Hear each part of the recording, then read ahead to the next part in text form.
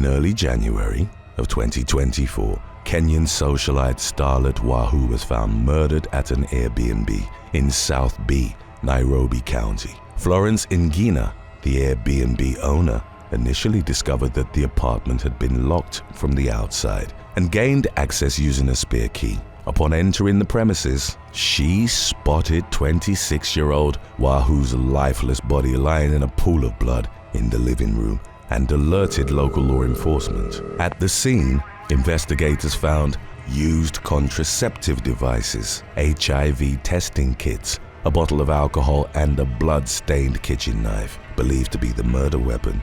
Judging by the chaotic and disarrayed scene, the police deduced that there'd been a struggle between Wahoo and her killer. The young woman was stabbed in the head and thigh during the melee. The main suspect in her murder was 34-year-old John Matara, who'd been captured entering the apartment with Wahoo and then going into the fourth-floor room they'd rented for the night. The following morning, he hastily left the premises with blood on his clothes. Matara was tracked down via his cell phone to the Embagathi County Hospital, where he was receiving treatment for a stab wound. He was arrested, and in the week that followed, the authorities revealed a number of horrific crimes that Matara had committed against women in the previous year. Over 10 cases had been reported across different police stations in the Nairobi region, and as of mid-January of 2024, the police was in the process of compiling more. Matara was identified as a serial offender who sometimes worked with gangs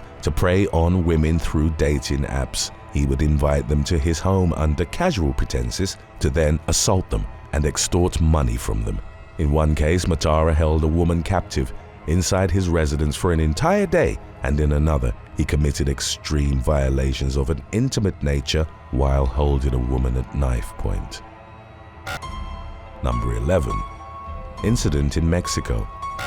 Jordan Marshall and Candace Florence, both aged 28, traveled to Mexico in the fall of 2022 to meet up with the former's friend, 33-year-old Cortez Hall. The New Orleans trio rented an Airbnb in the Mexico City borough of Coajimalpa de Morelos with the intention of attending the upcoming Day of the Dead festivities. On October the 30th, during a call with her boyfriend, Florence reported that she wasn't feeling well before the call abruptly cut off. After the man failed to get in touch with her, he asked the Airbnb host to perform a wellness check. Security staff requested the assistance of local police. After noticing a strong odor of gas emanating from the trio's rental, Marshall, Florence, and Hall were subsequently found dead inside. The Attorney General's office told the media that expert analysis of the bodies indicated they'd succumbed to carbon monoxide poisoning, likely stemming from a broken water heater. Marshall and Florence had been friends since high school. The latter operated her own candle business, while Marshall and Hall were teachers in the New Orleans school system. Their families contacted the U.S. Embassy to bring their bodies home and have autopsies done. As of the latest information available on the matter, the families had planned to sue Airbnb, demanding that the rental giant mandate carbon monoxide detectors at its properties. Number 10.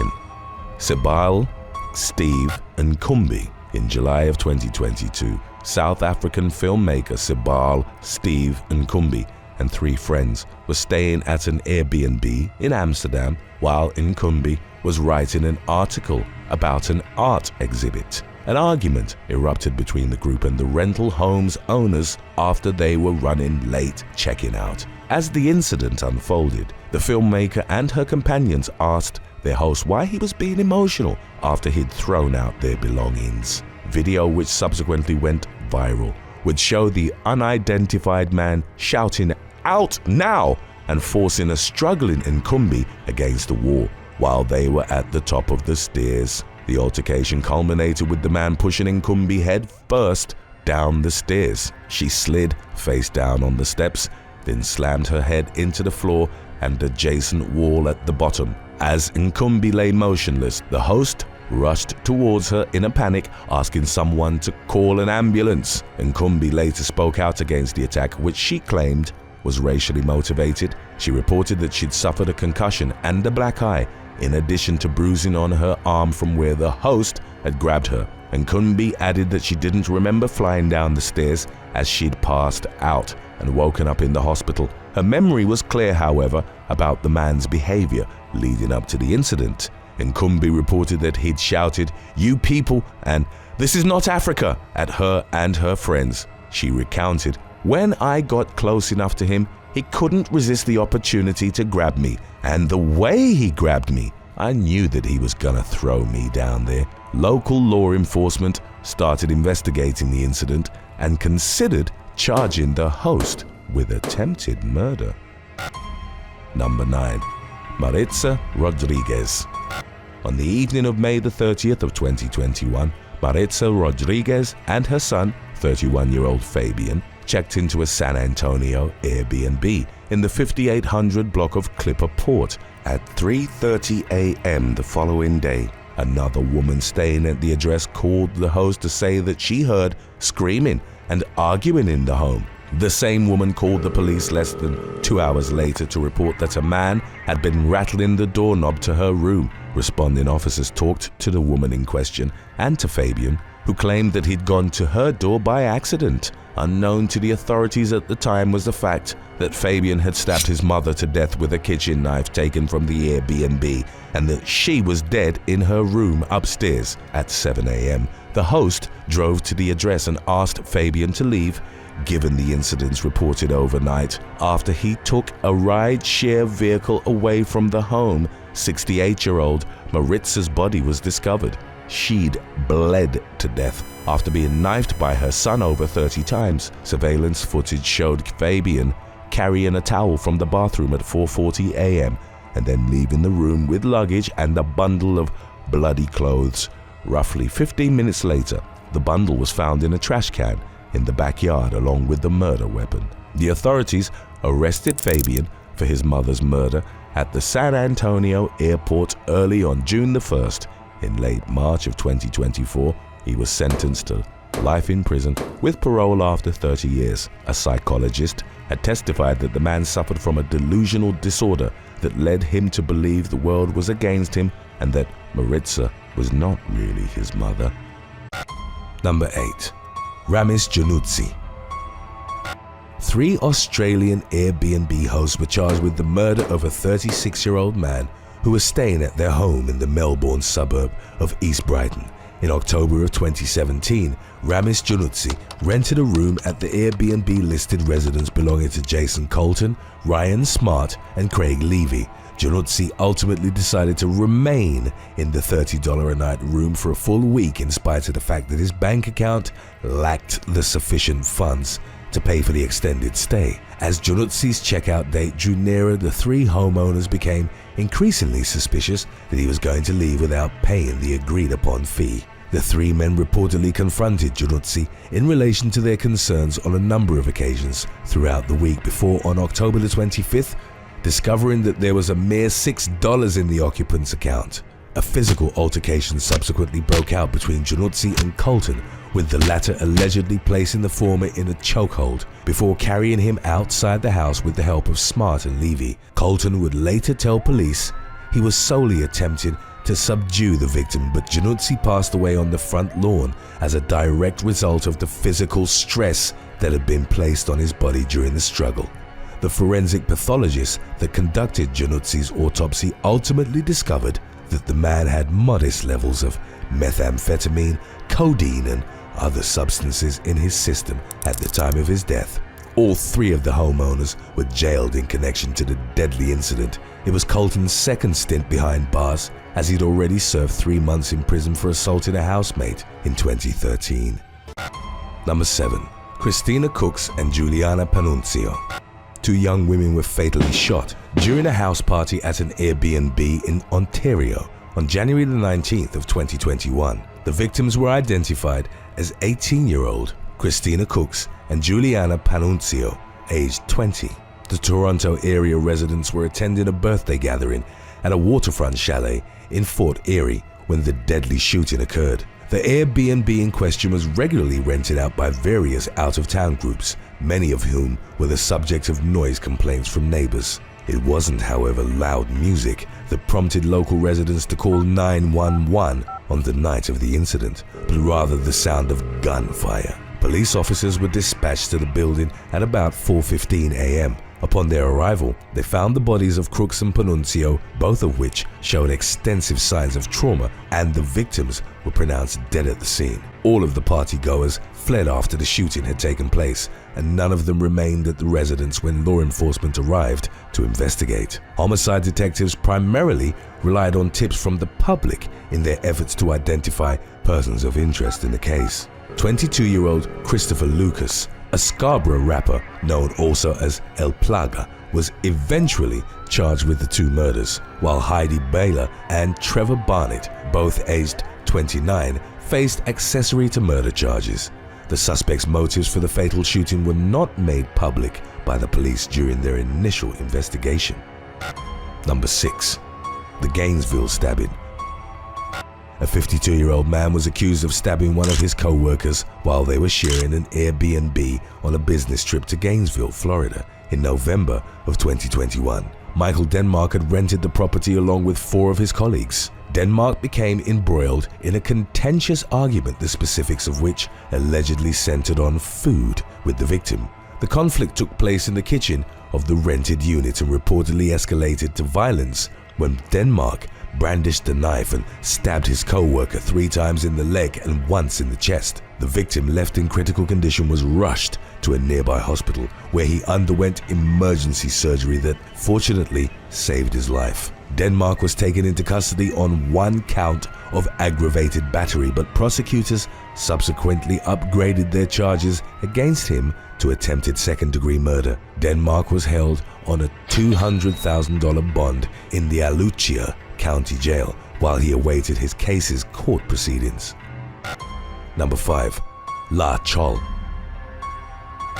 In July of 2018, a 19-year-old woman was murdered at the EQ Tower apartment she'd rented with her friends for the weekend through Airbnb. La Chol of Melbourne was fatally stabbed by a teenager who was left unidentified due to his status as a minor. Chol's violent demise was precipitated by a physical struggle between the two, which was captured by the rental property surveillance cameras. Although the murder was initially reported to have been spontaneous rather than premeditated, it was discovered by investigators that there had been pre-existing animosity between Chol and the teenager responsible for her death. The boy had reportedly gate-crashed the party, being thrown by Chol and her companions, and after the victim discovered her cell phone had gone missing, she told him to leave, which triggered the altercation that led to the stabbing. Although the teenager was initially given the maximum sentence of 20 years in prison, his defense team contended that the crime didn't meet the legal threshold for murder and sought to have his conviction dismissed accordingly. Number 4. Tyrone Noseworthy. A teenage rap artist from Canada was among the 3 individuals fatally shot at a downtown Toronto Airbnb. On January the 31st of 2020, 19-year-old Tyrone Noseworthy, who also went by the name 4000 and was one half of the rap duo called Talap Twins, was attending a social gathering at the rental apartment on the night of the incident. The gunfire reportedly originated inside the condo unit, but the casualties subsequently spilled out into the hallway. According to testimony given by neighbors, law enforcement officers were called to the building at about 10:30 p.m., by which point 2 of the victims had already succumbed to gunshot wounds. A 3rd man later passed away as he was tended to at the hospital, while a 4th was seriously injured but ultimately survived. Authorities identified those who died as Noseworthy, 20-year-old Joshua Gibson skier, and Jalen Coley, aged 21. Toronto police would later reveal that the preliminary evidence gathered by investigators suggested one of the deceased had killed the others before taking his own life, although they didn't specify who of them might have been responsible. Noseworthy had appeared in a number of music videos alongside another local rapper named Keyshawn Brown, better known by the stage name Wise. Brown had been shot dead inside his home in Surrey a little over a month prior to Noseworthy's demise. Number 3. Yuiko Takaoka. In February of 2020, San Jose police took 25-year-old Ryoichi Fusiya into custody as part of a murder investigation involving the man's deceased girlfriend.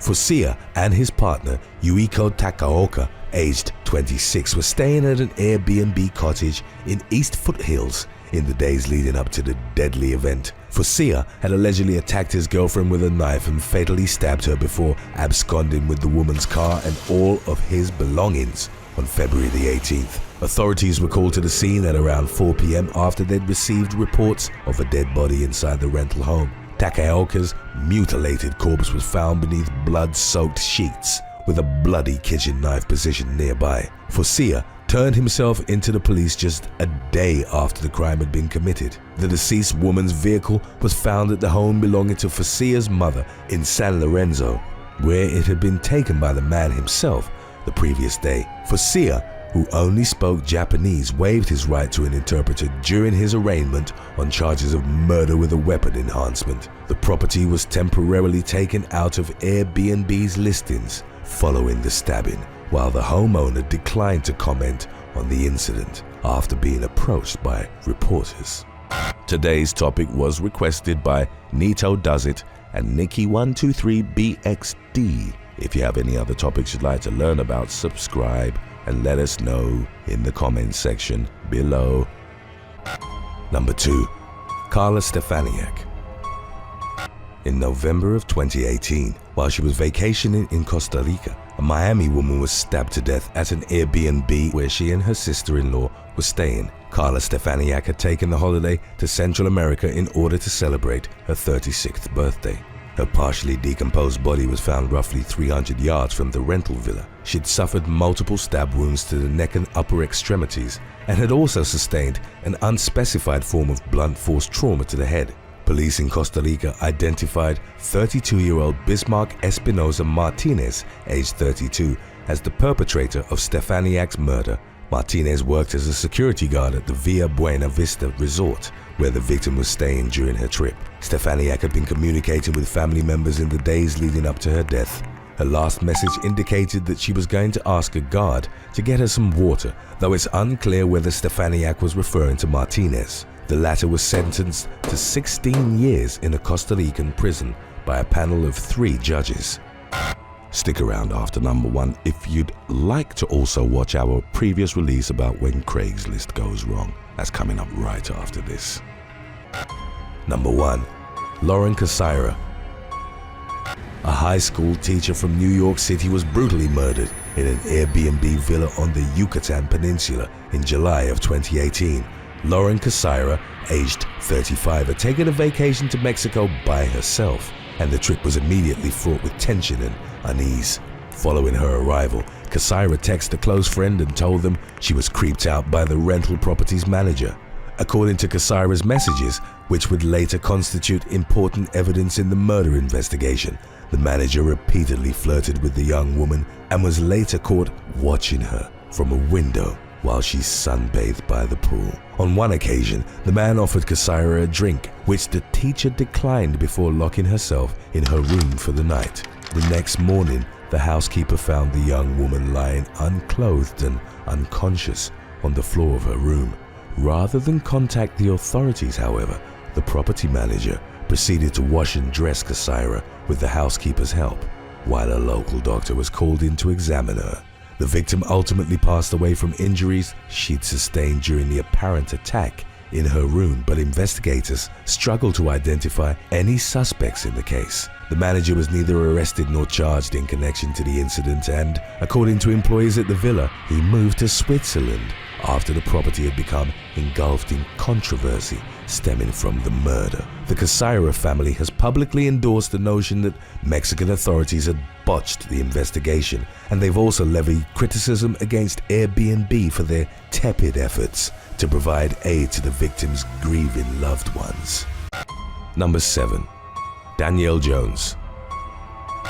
A 23-year-old Florida woman suffered permanent brain damage after being beaten into a coma by a roommate she had met on Craigslist in early 2016. Danielle Jones needed someone to help her pay the monthly rent for the Miami apartment in which she resided. The young woman was on the verge of eviction as a result of the mounting financial pressure brought on by her previous roommate's sudden departure. After posting an ad to Craigslist in search of a new housemate, Jones received a message from Byron Mitchell, aged 35. He was an Air Force veteran with a clean criminal history who expressed an interest of moving into Jones's apartment for a month. She uncovered no red flags while looking into Mitchell's background, and her urgent need for rent money compelled her to accept his offer without vetting him any further. Only 1 week after the living arrangement had been finalized, Jones was viciously attacked by her new roommate. Mitchell reportedly punched, choked, and stabbed the victim, leaving her in a trauma-induced coma that lasted for 24 days. Jones's brain was severely damaged by the assault to the extent that she was left unable to perform certain basic functions and struggled to complete her academic assignments. Mitchell claimed to have been acting in self-defense during the attack, alleging that Jones was the one to have initiated the altercation by attempting to stab him with a knife. Jones vehemently denied the allegations, and Mitchell was sentenced to life in prison after being found guilty of attempted murder. In 2007, a young woman was murdered in Savage, Minnesota, by an individual who expressed an interest in the nanny services she offered on Craigslist. Catherine Ann Olson, aged 24, was a graduate student at St. Olaf College who worked as a nanny in her spare time. She was contacted via the website by 19-year-old Michael John Anderson, who posed as a married woman named Amy. Anderson claimed that he wanted to hire Olson as a nanny, and the two scheduled an in-person interview, which the teenager arranged to be conducted at his parents' home. On October the 25th of 2007, Olson showed up at the address he'd given her, believing it to be occupied by the woman she knew as Amy and her family. Upon the young woman's arrival, Anderson lured her into his upstairs bedroom and fatally shot her in the back. He then placed her body in the trunk of her car and drove it to the Kramer Nature Preserve in Burnsville, where it was discovered the following day. The authorities were able to rapidly identify Anderson as the prime suspect, but in their subsequent interviews with him, he maintained his innocence, claiming to have witnessed a friend carry out the murder. Evidence collected by investigators indicated that Anderson had acted alone, however, and he was eventually convicted of first-degree murder. He was given a life sentence without the possibility of parole. Number 4. James Sanders. On April the 28th of 2010, a 43-year-old man was shot and killed following a home invasion perpetrated by 4 individuals. The incident was precipitated by a Craigslist ad posted by James Sanders, who'd been in contact with the 4 suspects prior to his death. They were purportedly interested in a diamond ring that the man had offered for sale online, stating an intention of offering the valuable item as a Mother's Day present. The 2 parties subsequently arranged a meeting at Sanders' home in Edgewood, Washington, so that the prospective buyers would have a chance to inspect the ring. 3 men and 1 woman arrived at the residence and proceeded to take Sanders' entire family hostage, including his wife Charlene and their 2 young sons. When Sanders attempted to intervene and protect his family, he was fatally shot. The 4 suspects were later identified as Claiborne Benayat, Joshua Reese, Kayoshi Higashi, and Amanda Knight. It was believed that the group's deadly descent on the home wasn't the only Craigslist robbery in which they'd taken part. They were ultimately convicted of multiple offenses, including first-degree murder, and they each received prison sentences ranging from 71 to 124 years. The diamond ring that had originally been advertised on Craigslist was eventually found at a pawn shop in San Francisco. Number 3. Natalie Bollinger. A man accused of fatally shooting 19-year-old Natalie Bollinger in Broomfield, Colorado, claimed to have been hired to carry out the murder by Bollinger herself. The victim was first reported missing by her boyfriend on December the 27th of 2017. The following day, local police discovered Bollinger's body in the wooded area of a dairy farm not far from her house. She had sustained a single gunshot wound to the back of the head, and her autopsy revealed the presence of a potentially lethal amount of heroin in her system. 2 weeks prior to her disappearance, Bollinger had written a lengthy Facebook post in which she claimed that she was being stalked by a man named Sean Schwartz. He was investigated for a potential involvement in Bollinger's death, but was neither arrested nor charged in connection to the crime. Law enforcement's examination of the evidence instead led them to a 22-year-old man named Joseph Michael Lopez. During his interview with investigators, Lopez admitted to shooting and killing Bollinger, but insisted that the young woman had asked him to do it in the first place. He claimed to have encountered a Craigslist ad titled, "I want to put a hit on myself." Lopez then contacted Bollinger, the alleged author of the post, and reportedly agreed to kill her after first attempting to talk her out of it. Lopez's account of the night on which Bollinger died changed during the course of the investigation. He first admitted driving the victim to the location where her body was subsequently found, but claimed that she was the one to shoot, pulling the trigger on herself. Forensic evidence discredited this version of the events, and Lopez eventually confessed to having shot Bollinger after reportedly joining her in a brief prayer. Faced with the possibility of life imprisonment, Lopez was sentenced to 48 years behind bars after pleading guilty to the crime. Number 2. Donna Jew. Donna Jew, aged 19, passed away after attending a house party thrown by a man she'd met online. In 2007, the victim was going to college in California and had offered math tutoring services via a listing on Craigslist. Jew was contacted by a man named John Stephen Burgess, who subsequently invited her to a party at his Los Angeles area residence. Burgess reportedly gave Jew a deadly mixture of heroin, cocaine, and alcohol during the course of the evening. He claimed to have discovered her lifeless body upon waking up the following morning. The man later told law enforcement that he was overwhelmed by panic and thus recklessly decided to dump the body into the Pacific Ocean. Investigators never found Jew's remains, and it was therefore impossible to scientifically corroborate Burgess's account of the events that led to her death. In 2009, he pleaded guilty to involuntary manslaughter and concealment of an accidental death. His 5-year prison term was reduced for good behavior after he'd served half of the sentence. Number 1. The Richard Beasley murders. An Ohio man was sentenced to death in April of 2013 after he was found guilty of luring multiple victims to his remote farm and murdering them with the help of a teenage accomplice. The series of cold-blooded killings were carried out by Richard Beasley over the course of 3 months. In the fall of 2011, Beasley's 17-year-old daughter had helped him set up a listing on Craigslist that advertised a living caretaker position on his 688-acre farm. The advert promised applicants a wage of $300 per week, as well as accommodation in the form of a 2-bedroom trailer. In November of 2011, Beasley offered the job to a single man in his late 40s named Scott Davis, with whom he met at a restaurant in Noble County. Beasley was accompanied by Brogan Rafferty, aged 16, who was introduced as his nephew. Davis later shared a ride with them to a wooded area located roughly 100 miles south of the city of Akron. The 3 men exited the vehicle with Davis walking ahead of the other 2 as he surveyed the land that Beasley claimed to own. At some point during the exploration of the area, Davis suddenly heard a clicking sound and turned around to find that Beasley had brandished a firearm and pointed it in his direction. Beasley opened fire, but Davis managed to escape with non-fatal wounds to his arm. The victim hid in the wood for 7 hours before he was able to reach a nearby house and contact the authorities. During the period in which Davis was hiding for his life, Beasley entrapped another man, 47-year-old Tim Kern, who'd recently lost his job as a street cleaner and was struggling to support his family. Beasley fatally shot Kern behind an abandoned shopping center and dumped his body in the bushes. The Craigslist Killer, a moniker under which Beasley would come to be known, was arrested by police while walking down the street in broad daylight. Investigators discovered that he'd slain a total of 3 individuals in the same manner he'd attempted to murder Davis. Beasley was ultimately given the death penalty, while Rafferty was sentenced to life in prison for aiding in the serial killer's crimes. Thanks for watching.